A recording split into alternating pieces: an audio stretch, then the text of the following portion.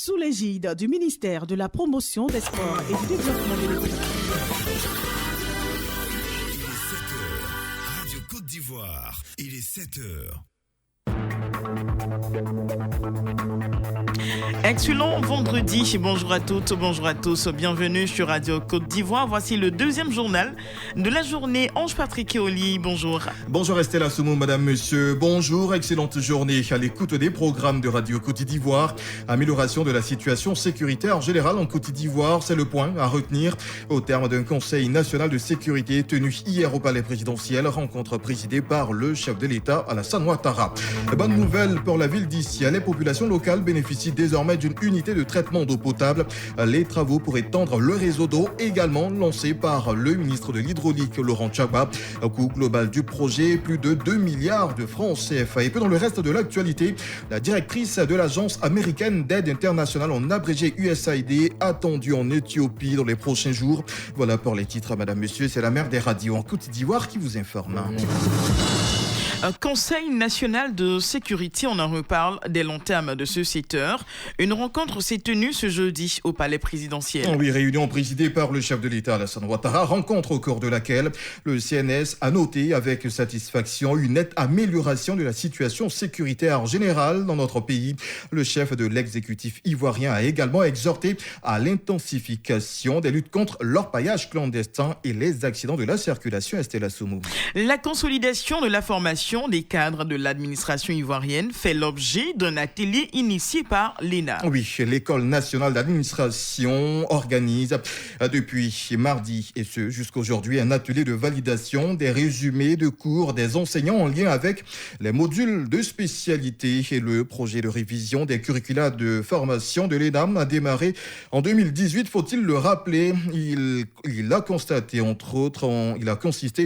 entre autres en l'élaboration d'un rapport diagnostic de la formation et des grandes orientations de la révision des curricula de formation de l'ENA et la validation de 347 modules d'enseignement pour une formation efficiente. La ministre de la fonction publique et de la modernisation de l'administration propose des innovations. On écoute Anne-Désirée Ouloto. Notre pays est engagé dans un processus global de progrès qui doit être consolidé, qui doit être renforcé et poursuivi dans un environnement aux défis stratégiques, humains et économiques multiples et complexes. L'ENA devra aussi se réinventer au niveau technologique. Les innovations technologiques, notamment dans les domaines de la formation de haut niveau, offrent d'importantes opportunités pour des formations à distance, des échanges avec des institutions homologues partout dans le monde. Ces chantiers devraient être ouverts sans complexe, avec audace et détermination. C'est seulement à ce prix que les réformes en cours auront de la pertinence. Et je puis vous assurer que le soutien et l'appui institutionnel attendu à cette fin vous restent acquis. La ministre de la fonction publique et de la modernisation de l'administration, Anne-Désirée Ouloto.